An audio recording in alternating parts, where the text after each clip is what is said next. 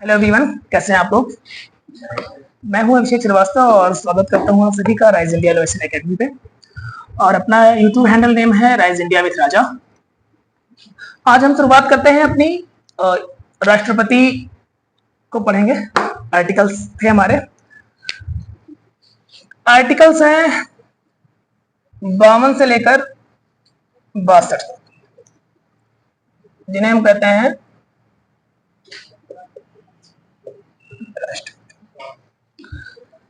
ठीक है।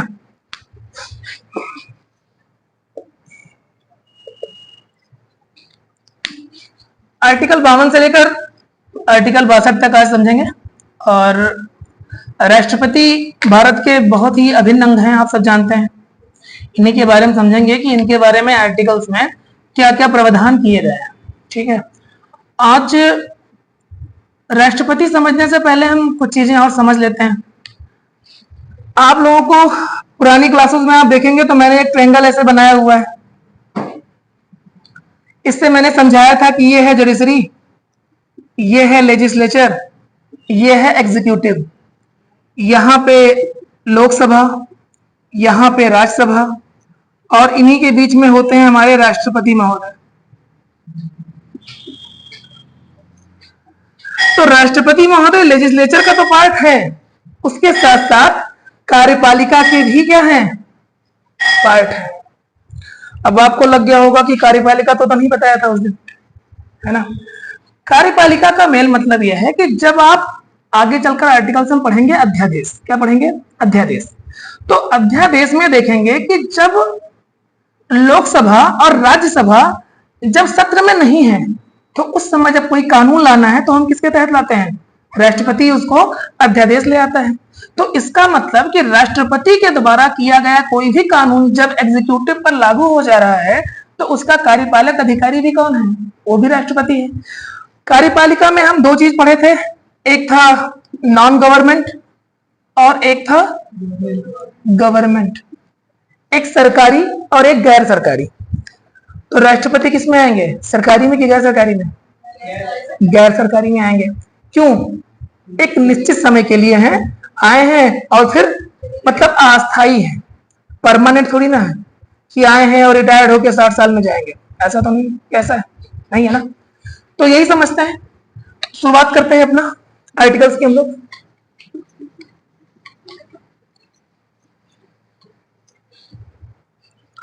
तो आर्टिकल्स 1 है, सॉरी 52 है। आर्टिकल 52 में है कि भारत का एक राष्ट्रपति होगा। ठीक है। आर्टिकल 52 क्या कहता है कि भारत का एक राष्ट्रपति होगा। ठीक है। आप समझिए क्या लिखा है कि राष्ट्रपति होगा। ठीक, अब लिखा है तो पढ़ के जा भी सकते हैं, लेकिन थोड़ा समझ भी तो सकते हैं कि होगा क्यों लिखा, ऐसा क्यों नहीं लिखा कि राष्ट्रपति है ना, होगा। बात समझ पा रहे हैं। देखिए, हुआ ऐसा कि जब हमारा देश आजाद हुआ, तो देश आजाद हुआ तो स्वतंत्र हुआ, स्वतंत्र हुआ तो क्या गणतंत्र भी हुआ, नहीं। अगर आप गणतंत्र और लोकतंत्र समझना है तो मैं फिर से आपको नहीं समझाने वाला, अपनी पुरानी क्लासों में मैं समझा चुका हूं।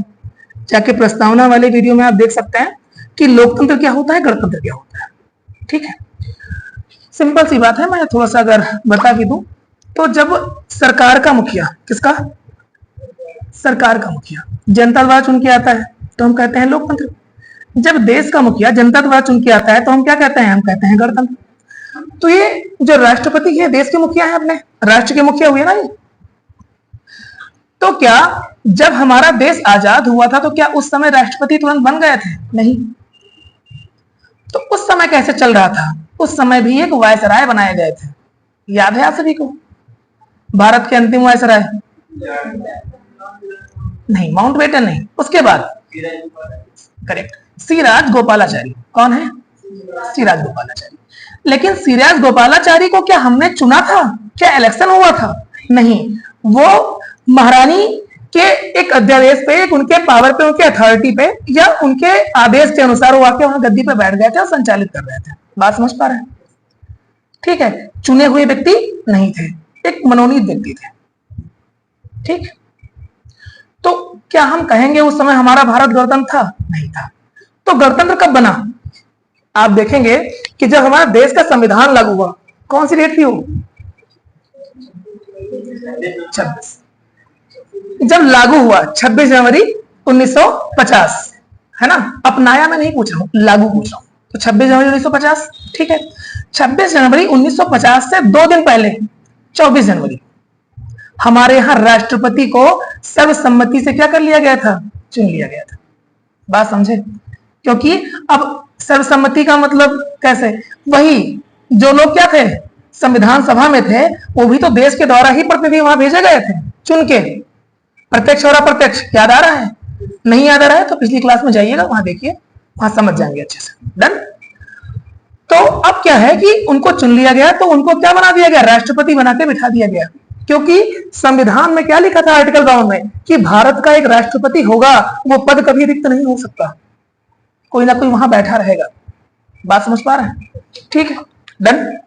चलो आगे क्या है कि जो राष्ट्रपति है ना, राज्य का संवैधानिक मुखिया होगा। कैसा मुखिया होगा? संवैधानिक, कॉन्स्टिट्यूशनल। और इसीलिए जब भी हम महाभियोग पढ़ेंगे तो महाभियोग में एक बात बड़ी स्पष्ट कही गई है कि राष्ट्रपति पर महाभियोग जब ही लगेगा जब उसने संवैधानिक मूल्यों का उल्लंघन किया हो, संविधान का उल्लंघन किया हो।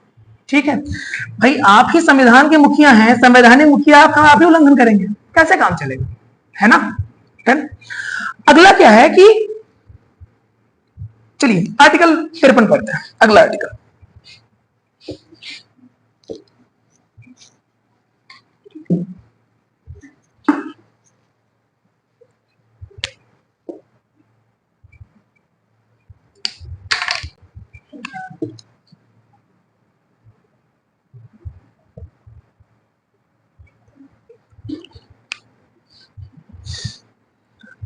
आर्टिकल 53 में है कि राष्ट्रपति की कार्यपालिका शक्ति। कौन सी शक्ति? कार्यपालिका शक्ति।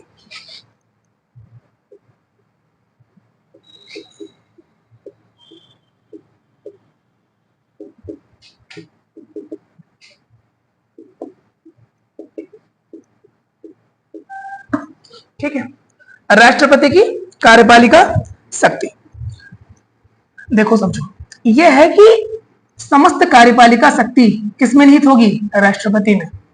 बात एक बात समझिए, जब भी कभी भारत के प्रधानमंत्री जब विदेशों में जाते हैं, क्योंकि हमने समझा एक बात कि राष्ट्र का मुखिया कौन है? हमारा प्रधानमंत्री नहीं है, राष्ट्रपति है। प्रधानमंत्री सरकार का मुखिया है। जब आप किसी देश से कोई ज्ञापन, कोई संधि, कोई समझौता करने जाते हैं तो वो देश कर रहा होता है, किसी देश की सरकार कर ही रही होती है, लेकिन एक्चुअल में देश कर रहा होता है। देश का देश के मध्य होता है ना। अब जैसे मान लीजिए कि आपका चाइना से, अमेरिका से, स्विट्जरलैंड से, नीदरलैंड से या किसी भी देश से, अफ्रीका से, मान लीजिए हमारा कोई समझौता हुआ, कोई कोलैबोरेशन हुआ हमारा, तो वो क्या बीजेपी और उस सरकार के मध्य हो रहा है? क्या नहीं, वो भारत और उस देश के मध्य हो रहा है। बात समझ पा रहे हैं? इसीलिए क्या है कि जब भी ऐसा कुछ होगा, जब राष्ट्रपति महोदय भले ही जाते हो प्रधानमंत्री महोदय हमारे, लेकिन एक्चुअल में होते क्या है? राष्ट्रपति के प्रतिनिधि के रूप में जाते हैं। बात समझ पा रहे हैं? क्योंकि समस्त कार्यपालिका जो शक्ति है वो किस व्यक्ति के अंदर है? वो राष्ट्रपति के अंदर है। अब आर्टिकल 53 तो पढ़ के लगता है कि राष्ट्रपति जी के पास इतनी पावर है कि इनसे कोई पावरफुल व्यक्ति है ही नहीं, है ना? धीरे धीरे जैसे आर्टिकल आगे बढ़ेंगे आपके भ्रम दूर होंगे। ठीक है, अब जितने समस्त कानूनों का कार्यान्वयन होगा वो कौन कराएगा? वो भी राष्ट्रपति कराएगा। ठीक है, कैसे कराएगा अभी हम समझते हैं।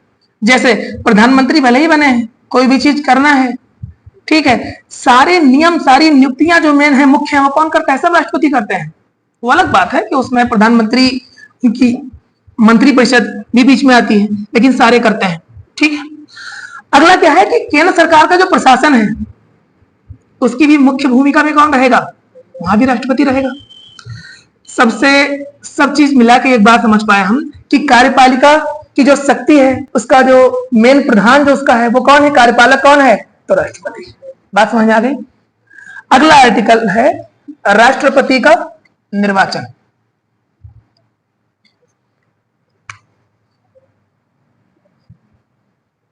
क्या है? निर्वाचन,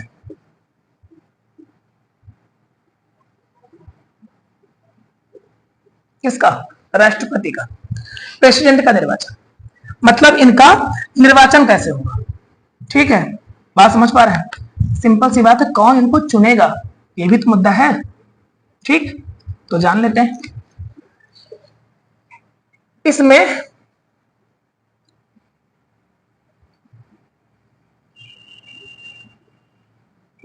लोकसभा के कौन? लोकसभा के, और कौन? राज्यसभा के। तो एक तो हो गया लोकसभा, एक तो हो गया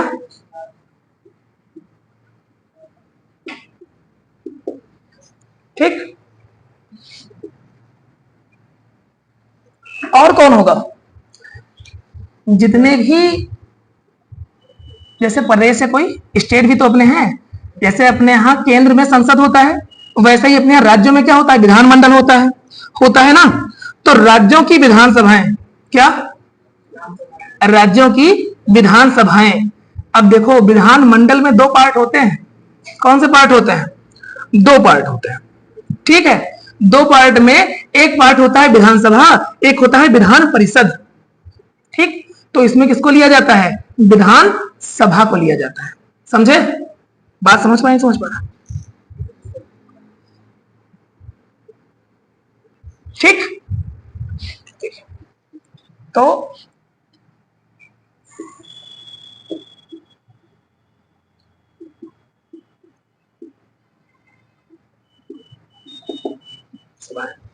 ठीक, कौन? राज्य विधानसभा। तो एक बात और, क्या ये सब लोग भाग लेते हैं? नहीं, इनमें दो टाइप के भी लोग होंगे, कुछ तो निर्वाचित होंगे, कुछ मनोनीत होंगे। बात समझ आए?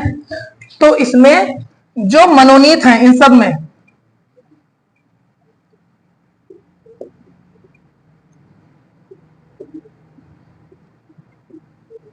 वो क्या करेंगे?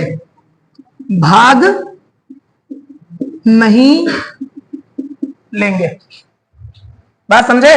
मतलब केवल निर्वाचित सदस्य ही भाग लेगा। जैसे राज्यसभा में कुछ व्यक्तियों को कौन चुनता है? बताइए।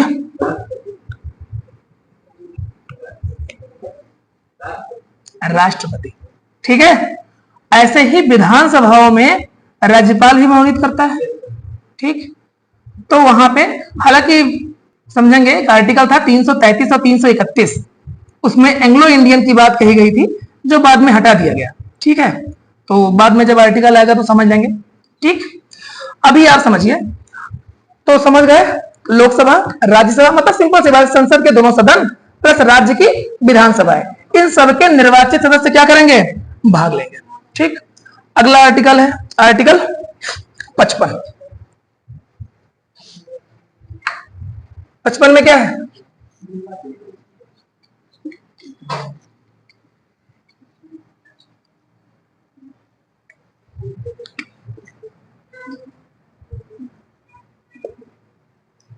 क्या है? निर्वाचन की रीति या चुनाव प्रक्रिया जिसे कहते हैं। बात समझे? निर्वाचन की रीति या चुनाव प्रक्रिया। ठीक, किसकी चुनाव प्रक्रिया? राष्ट्रपति। ठीक है, संसद के सदस्य आ जाएंगे, राज्य विधानसभा के सदस्य आ जाएंगे, ये चुन लेंगे, बहुत अच्छी बात है। लेकिन अब मेन चीज यह है कि इनको चुना किस, कोई प्रक्रिया तो होगी। जैसे हम जहां पे, अब भारत में ना दो तीन टाइप के चुनाव होते हैं, दो टाइप के अमूल होते हैं। एक तो हम जाके सीधा वोट कराते हैं, एक तो जिनको हमने वोट किया वो किसी को वोट कर देंगे, है ना। तो जैसे जिनको हम चुनते हैं, सीधा मान लीजिए आपने ग्राम सभा के प्रधान जी को चुन लिया, या अपने चेयरमैन को सीधा वोट करते हो, है ना, आपने उनको चुन लिया। तो वहां पे क्या देखते हैं कि माना कि ए और बी दो उम्मीदवार खड़े हैं, एक पा गए 100 वोट और एक पा गए 101 वोट। तो आप सब जानते हो इसमें कौन जीतेगा? 101 वाला जीत जाएगा। लेकिन राष्ट्रपति की चुनाव प्रक्रिया ऐसे नहीं चलती है, उनके यहां ये नहीं चलता। वहां क्या चलता है? वहां चलता है एकल संक्रमणीय मत पद्धति क्या चलता है?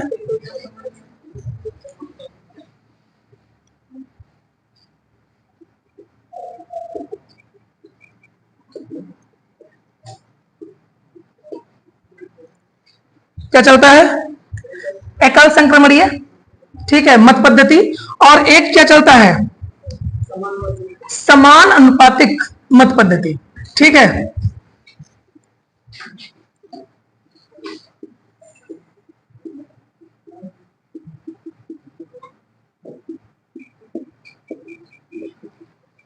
ठीक, पहला है एकल संक्रमणीय, दूसरा है समानुपातिक मत पद्धति।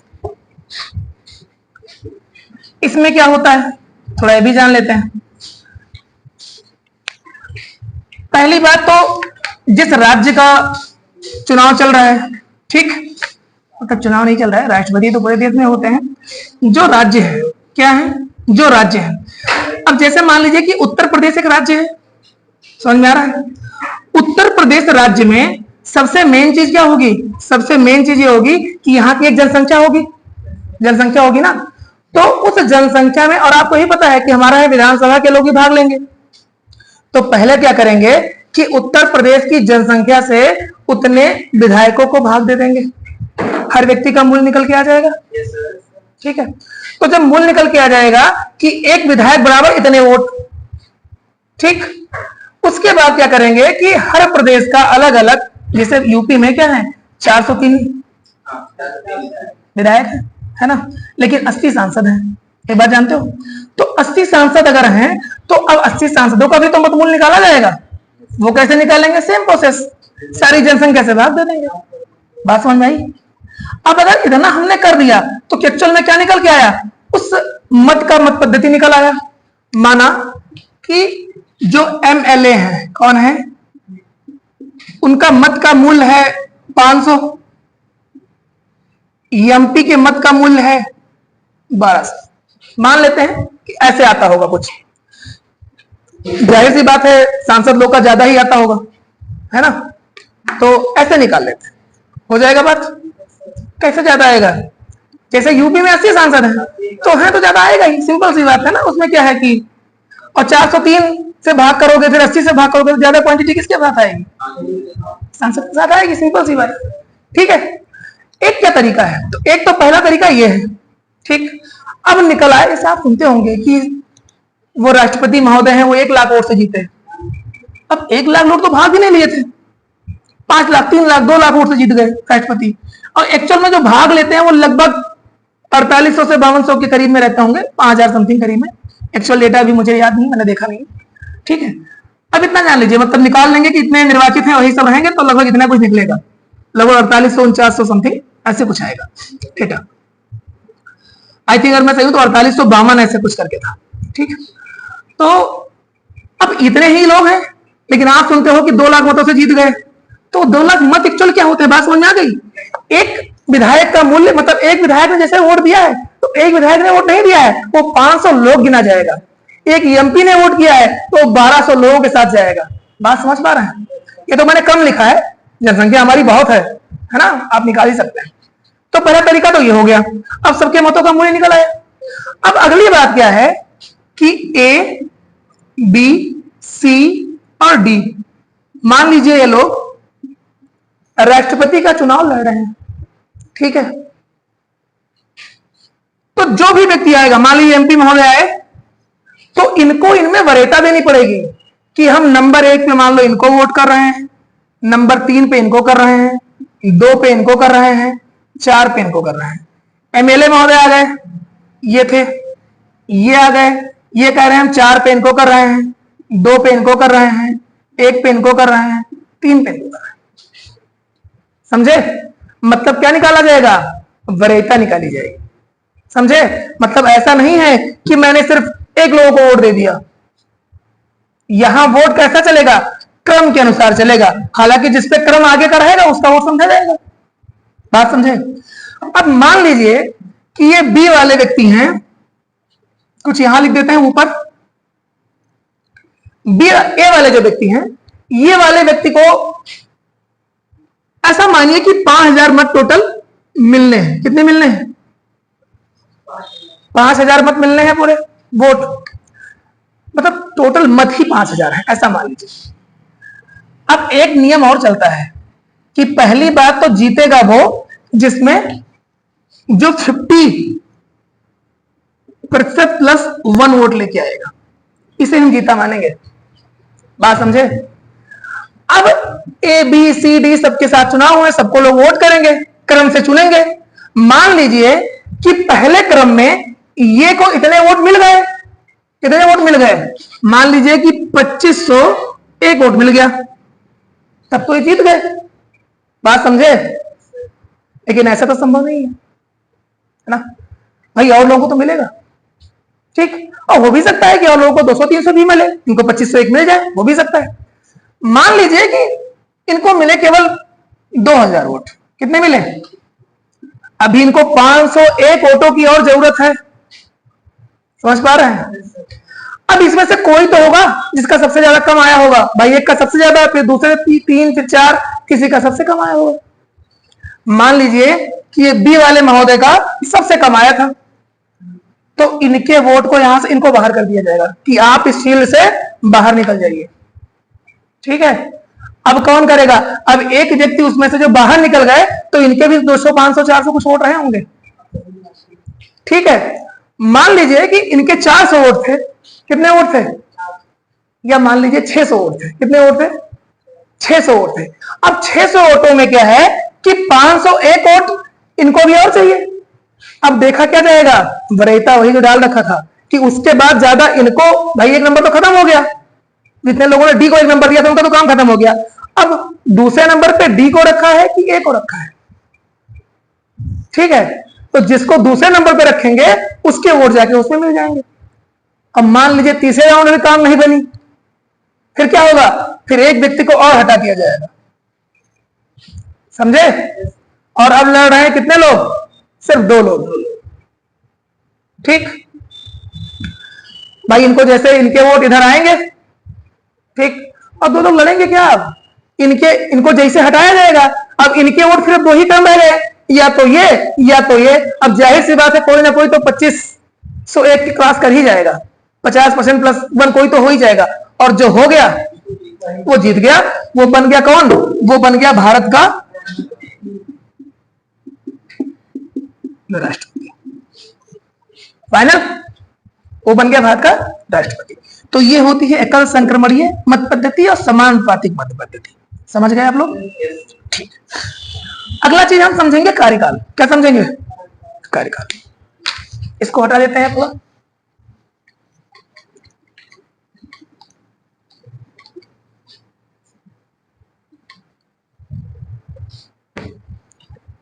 अगला आर्टिकल कौन सा है? आर्टिकल 56। इसमें बात की गई है किसके कार्यकाल की? राष्ट्रपति के कार्यकाल की, क्योंकि वही चल ही रहा है, राष्ट्रपति ही चल रहा है। तो सिंपल सी बात है, राष्ट्रपति का कार्यकाल कितना होगा? 5 वर्ष होगा, ठीक है। अगर राष्ट्रपति चाहे तो अपना इस्तीफा भी दे सकता है, ठीक है। अगर अपना इस्तीफा देगा, भाई 2 आधार पे उसे वो उसके पद से मुक्त हो सकता है। या तो उसे हटा दिया जाए, राष्ट्रपति महोदय के खिलाफ या तो महाभियोग लगा दिया जाए, उनको हटा दिया जाए, और या तो वो खुद से ही किसी कारणवश इस्तीफा दे दे। तो जब इस्तीफा देंगे तो किसको देंगे इस्तीफा? उपराष्ट्रपति को देंगे, ठीक है। किसको देंगे?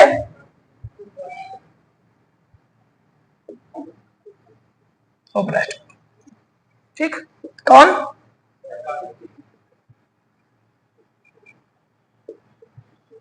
राष्ट्रपति उपराष्ट्रपति को इस्तीफा दे देंगे, है ना। उपराष्ट्रपति क्या करेंगे? तुरंत उसकी एक प्रति कहां भेज देंगे? लोकसभा। क्योंकि जो राष्ट्रपति हैं वो दोनों के मेंबर है ना भाई। राष्ट्रपति लोकसभा और राज्यसभा दोनों को मिलाकर, और इनको मिलाकर तो संसद बनती है, मतलब दोनों के बराबर पहले सदस्य हुए हो। तो जैसे ही उपराष्ट्रपति को गया तो उपराष्ट्रपति सभापति है, राज्यसभा को सूचना मिल गई। लेकिन अगली सूचना किसको मिलनी चाहिए? अब लोकसभा के अध्यक्ष को भी तो मिलनी चाहिए। लोकसभा में तो जाएगी, बहुत अहम पद पे जो बैठे व्यक्ति थे वो जा चुके हैं, भाई तुम बहुत बना लोगे कानून, तो साइन तो करवाओगे राष्ट्रपति से जाकर, तभी तो कानून पास होगा, तभी तो आपका बिल एक्ट में बदलेगा, आपका विधेयक संशोधन में बदलेगा, तभी तो बदलेगा, तभी तो कानून बनेगा। ठीक है। अगला क्या है? अगला है इनका पुनर्निर्वाचन। क्या है? पुनर्निर्वाचन।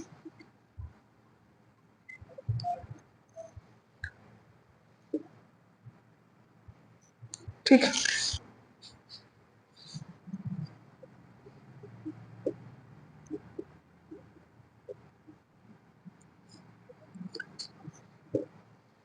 पुनर्निर्वाचन। ठीक है। पुनर्निर्वाचन में क्या होगा?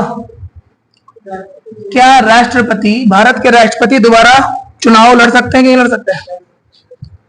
देखो, अमेरिका के राष्ट्रपति के पास केवल 2 बार चांस होते हैं कि उनका राष्ट्रपति केवल 2 बार चुना जाएगा। हमारा राष्ट्रपति असीमित समय के लिए चुना जा सकता है। एग्जाम्पल के लिए कौन?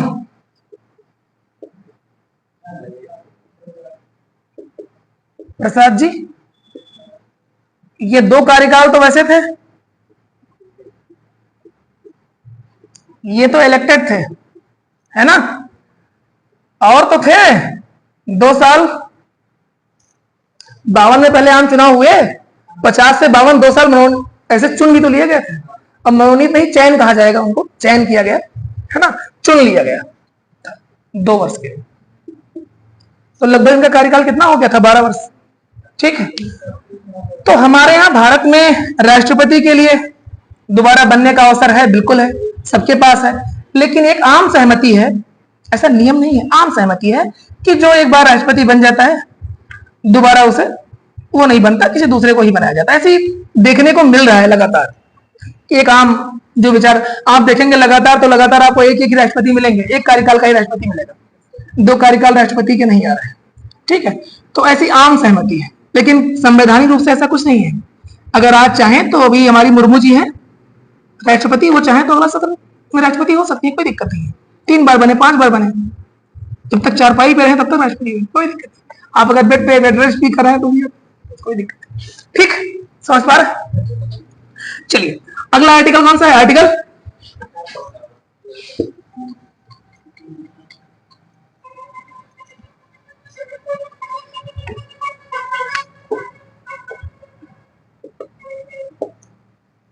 आर्टिकल 58। ये क्या कहता है? ये राष्ट्रपति की अर्हताएं, क्या अर्हताएं,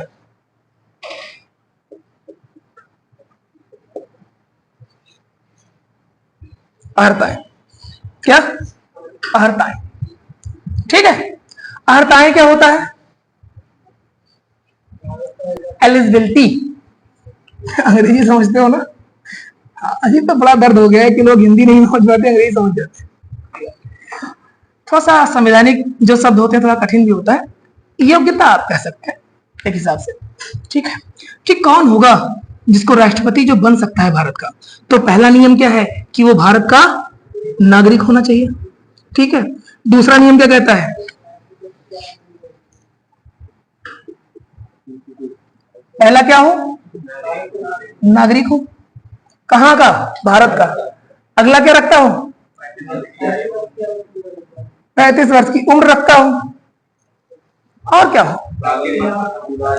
किसी लाभ के पद पे ना हो। अगला क्या हो?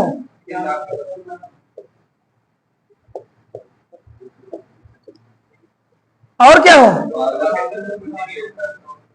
दिवालिया ना हो। क्या ना हो? और लोकसभा का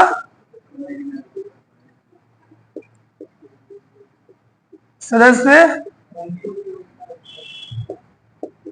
बनने के लिए क्या हो? अरहर हो। अरहर हो मतलब अरहत। ठीक है। अर्हता रखता हूं। ठीक है, समझ गए? तो आपके पास मौका है, 35 साल के होइए, कहां जाइए? राष्ट्रपति का चुनाव लड़िए। ठीक है। ऐसे ही लड़ पाएंगे वो अनुमोदक और प्रस्तावक चाहिए होता है। ठीक है। और इनके अनुमोदक जो प्रस्तावक होते हैं वो कौन होते हैं? वो विधायक सांसद होते हैं आम नागरिक नहीं होता है। आपसे तो एक विधायक ही सही बात नहीं कर पाते, एक सांसद नहीं कर पाते हैं कोई बात नहीं। ठीक है, समझ पा रहे हैं? तो राष्ट्रपति के लिए समझ में आ गई बात। अगला क्या है कि शर्तें क्या होती हैं? कुछ शर्तें भी हैं, वो भी समझ लेते हैं। किसकी शर्तें हैं? पद की शर्तें हैं ये, कि जो व्यक्ति पद पे होगा। क्या है ये?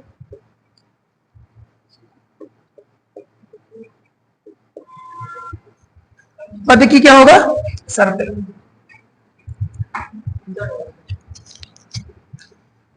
ठीक है, पद की क्या होगा? पद की क्या होगा? शर्तें। ठीक है, ये 59 ऐसा कह रहे हैं आप? हाँ, तो 58 के बाद 59 ही आएगा, कोई बात नहीं, हो गया। चलिए डन। अब क्या है कि राष्ट्रपति का, देखो ऐसा समझो कि राष्ट्रपति तो राष्ट्रपति बने बैठे ही हैं।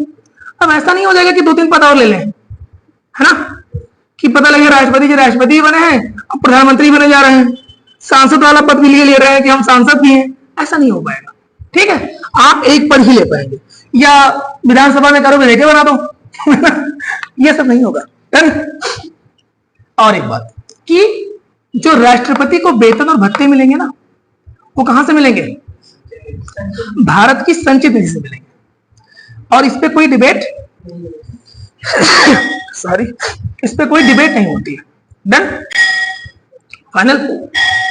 अब इसमें डिबेट नहीं होती है का मतलब क्या है? देखो, अब ऐसा नहीं है कि मतलब ऐसा राष्ट्रपति का भाई महीना पूरा हुआ, अभी राष्ट्रपति को लगभग 5 लाख वेतन मिलता है, अब महीना पूरा हो, पता है राष्ट्रपति महोदय 2 महीना हो गए सैलरी नहीं पा रहे हैं, है ना, राष्ट्रपति महोदय ही धरने बैठे हैं कि भैया हमको सैलरी तो दे दो। तो इसीलिए क्या कर दिया गया है, सारी व्यवस्थाएं पहले राष्ट्रपति जी के लिए बना दी गई हैं कि व्यक्ति कम से कम जब धन उसको बराबर मिलता रहेगा ना, तो अच्छे से काम करेगा, फोकस्ड। भाई घर में खाने को नहीं है ना, हम क्या काम करेंगे? ठीक है, तो पूरी व्यवस्थाएं कर दी गई हैं कि इस पे कोई डिबेट नहीं होगा। इनको एक समय आएगा, 5 तारीख, 2 तारीख, 3 तारीख, 1 तारीख निश्चित है, उस समय में खाते में इतना रुपया ट्रांसफर हो जाएगा। ठीक है, और ये कभी रोका नहीं जाएगा। जब रोका जा सकता है, जब वित्तीय आपात का माहौल हो।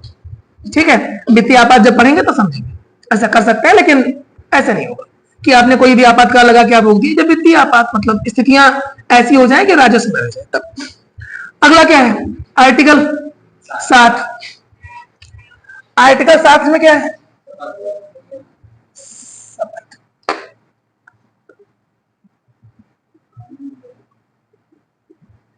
शपथ। और एक शब्द चलता है इसी के साथ, प्रतिज्ञान।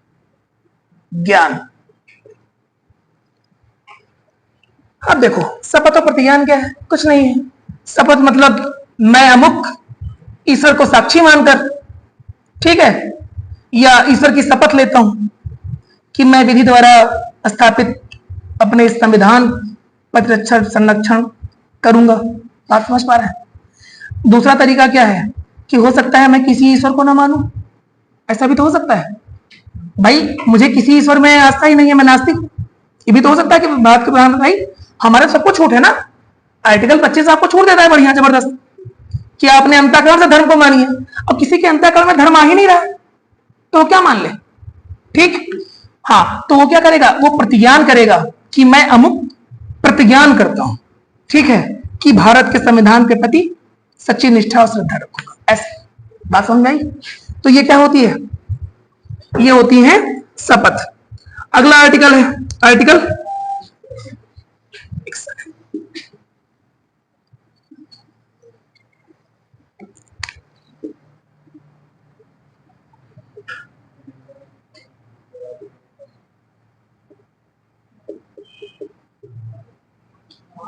महाभियोग। क्या है महाभियोग? अंग्रेजी में इसके लिए एक शब्द प्रयोग किया जाता है, इम्पीचमेंट। क्या प्रयोग किया जाता है? एक चीज जान लो, भारत में जितने भी पद हैं उनके लिए केवल एक ही पद के लिए इम्पीचमेंट का प्रयोग किया गया है, वो है राष्ट्रपति।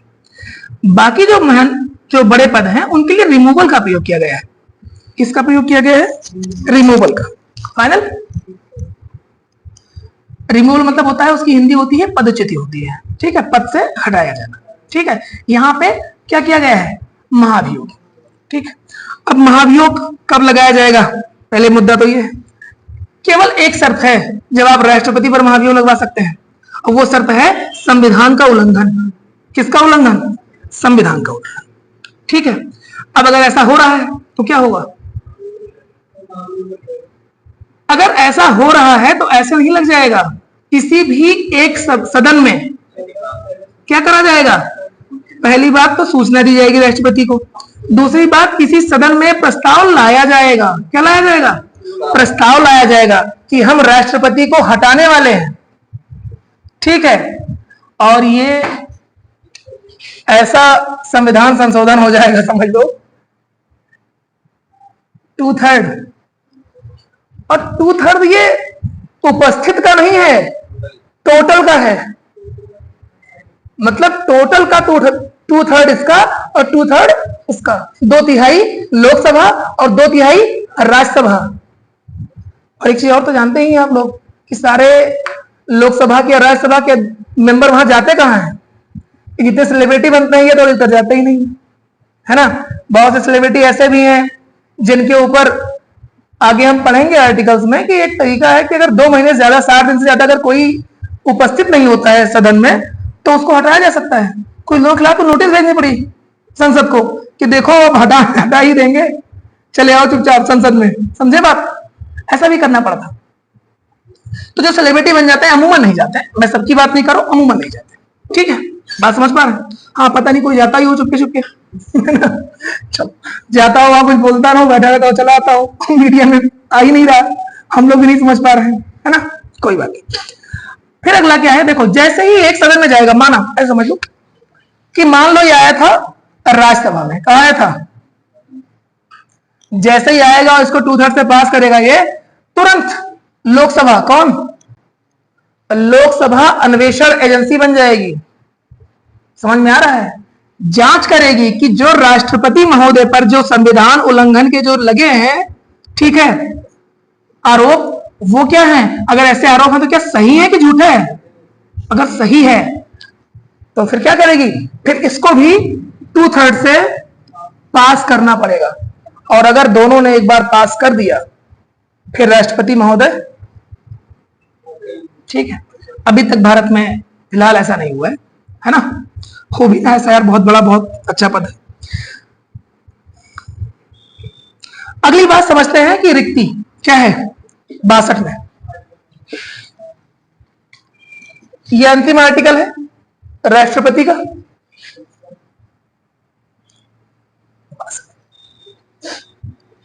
इसमें बात की गई है किसकी? रिक्ति।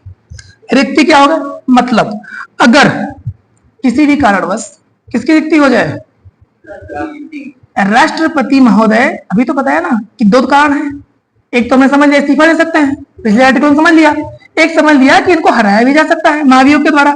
किसी भी कारणवश अगर ये हटा दिए गए, ठीक, जैसे ही हटाए जाएंगे तुरंत उपराष्ट्रपति महोदय को लेटर पकड़ाएंगे, और उपराष्ट्रपति महोदय तुरंत आकर कहां बैठ जाएंगे? राष्ट्रपति जी की गद्दी बैठ जाएंगे, क्योंकि अब लिखा है संविधान में कि भारत का एक राष्ट्रपति होगा, वो पद खाली नहीं होगा। बाकी सब ठीक है, कोई होए खाली तो होए, वो खाली नहीं होगा, ठीक है, फाइनल। ऐसी विशेष परिस्थिति में क्या होता है, उपराष्ट्रपति महोदय वहां के बैठ जाते हैं, लेकिन उसके बाद भी 6 महीने के अंदर चका लेना है, हाँ, चुनाव करवा लेना है, ठीक है, किसका? राष्ट्रपति का। और जो उपराष्ट्रपति महोदय होंगे ना, वो क्या होंगे? 6 महीने के लिए कार्यवाहक होंगे, ठीक है, कार्यवाहक रहेंगे, आराम से पूरा वेतन ले राष्ट्रपति वाला, पूरा रासीना हिल का मजा ले, है ना, पूरा मजा लेने का मतलब सारे वो सुविधाएं ले सकते हैं जो हमारे राष्ट्रपति महोदय को मिलनी चाहिए, और मिलनी ही चाहिए यार, है ना, भारत के राष्ट्रपति हैं, भारत के उपराष्ट्रपति, मिलनी चाहिए। तो इसी के साथ अपना आज का राष्ट्रपति वाला क्लास खत्म करते हैं, ठीक है, ओके, थैंक यू।